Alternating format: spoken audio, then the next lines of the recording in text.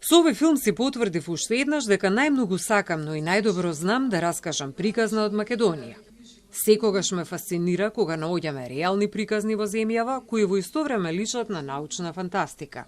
Вели Котевска за својот нов филм Приказната за Силјан, кој ја освои наградата на Музата за најинспиративен филм на 82-тиот Венецијски филмски фестивал. Воедно и македонски кандидат за Оскар за 2026.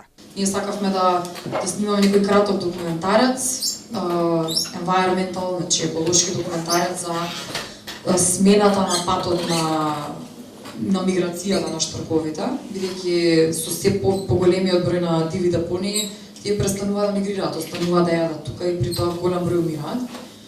И кога го запознавме Никола и кога видовме дека тоа е човек кој што е во транзициона фаза да почне да работи на депонија, кој што има сериозна криза со земјоделието, паралелата беше за мене премногу атрактивна како автор и си зададов огромен предизвик да ја најдам таа паралела.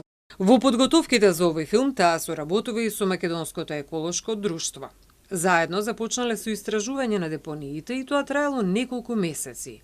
Депонии на кои големи јата штркови денес се прехрануваат.